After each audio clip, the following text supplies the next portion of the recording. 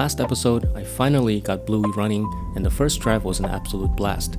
Now that Bluey is in good running order, it's time to do some maintenance and some much needed cleaning.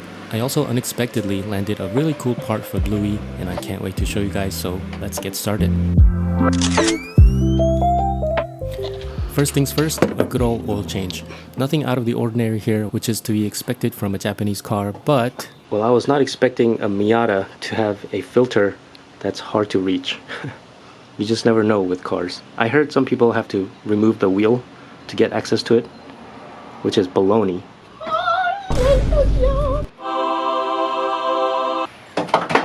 Oh my, I made a big mess, but it's okay.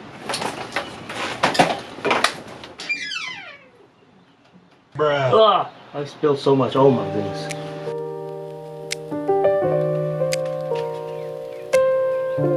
And I'm also very glad I replaced the engine air filter because that thing was dirty.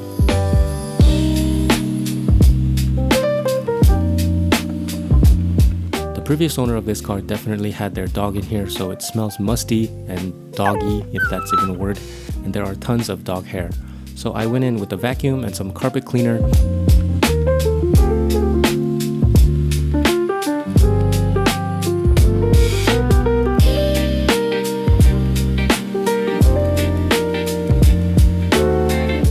Since the seats were out anyway, I also gave them a deep clean too.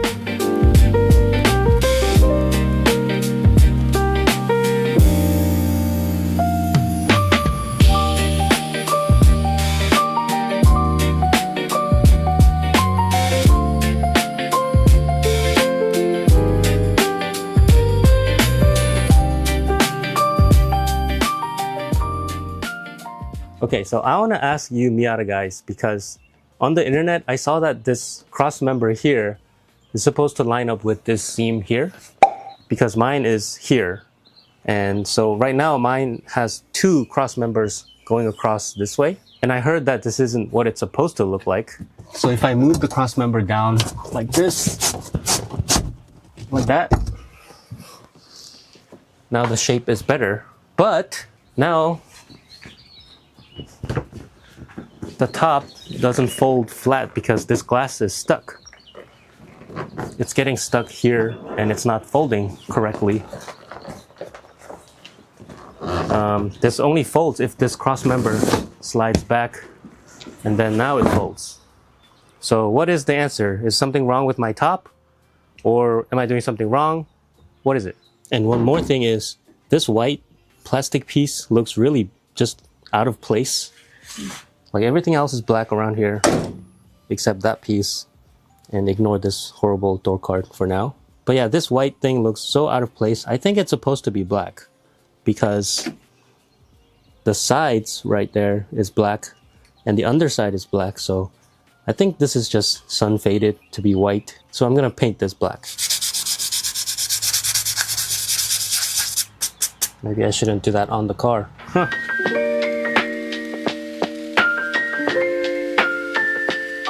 I vacuumed the rear parcel carpet, then took out the center console because I felt like there were dog hair hiding inside. And while the center console was out, I took a look at the shifter assembly because it felt like there was very little to no bushing in there at all. The shifts were super loose and floppy, which is the exact opposite of what I heard about Miata shifters.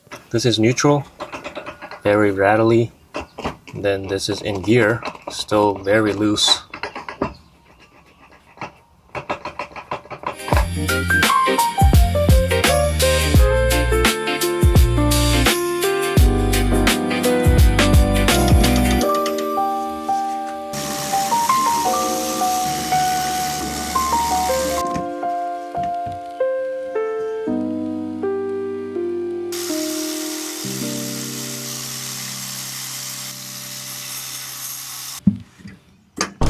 Isn't there supposed to be a thing there? A bushing? This has no bushing. No wonder. Yep, no bushing in sight. I was raw shifting all this time. So about this part here, there's a whole lot of conflicting information online. Some people say you need to pour transmission fluid down there. Some people say it's grease. Some people say it's you can use any type of oil. You can use any type of grease. Just a lot of information. But I'm gonna go with what Flying Miata channel says. And for an NB with the 5-speed, you put grease in here. So I have this white lithium grease here. That's what I'm gonna use. And it also actually looks like it's greased up here with old grease. So I'm gonna try to clean it up as best as I can first, and then I'll grease it.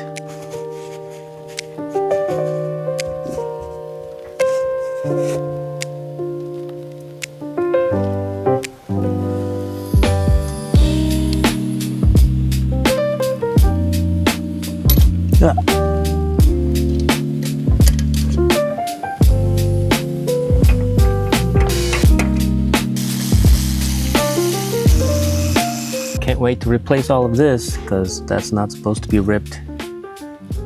But now my shifts should be a whole lot better. Oh, yeah, baby. Let's go.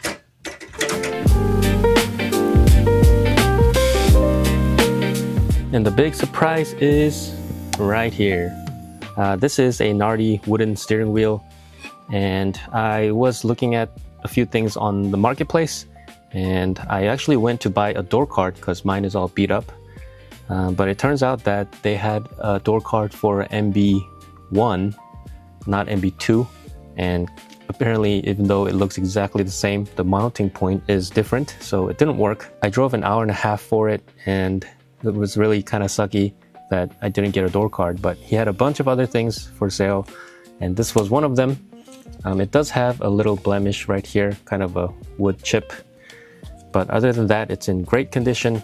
The leather back here is peeling a little bit. I scored this plus a new weather stripping here for the roof, and then the trim for the handle, all for 170 bucks. So I think it was a pretty good deal, considering this is apparently one of 5,000 according to the seller, which, by the way, he had an awesome Miata. I wish I got a video of it, but thank you again for this awesome deal. But without further ado, let's put this on because this one is peeling and cracking over here at the front, and it's just really ugly. So I have already disconnected the battery, and then there's just 2 screws at the side here, and then it should pop off. Hopefully I don't die here.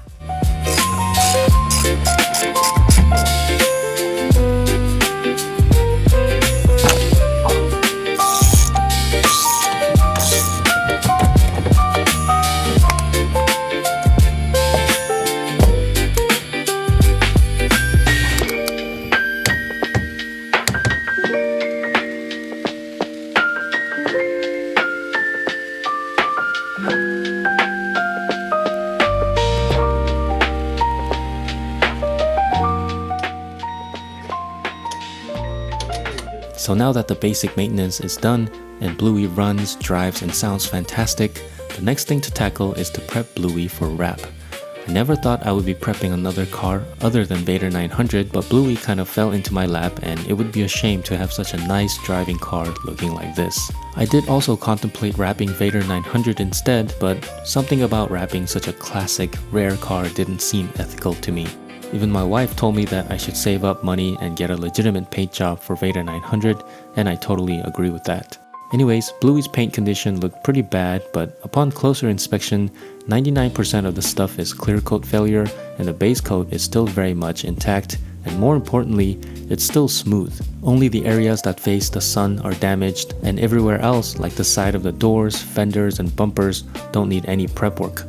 I was really dreading this part because I learned from wrapping my 9.5, prepping is a huge pain in the butt, and I would even say that prepping an old car for wrap is more work than the wrap itself. Since I've already done a detailed series on wrapping a car in a home garage, I will probably have the entire wrap arc in one future episode, so stay tuned. Anyways, I got a lot of work ahead of me, so as always, thanks for watching, and I'll see you guys on the next one.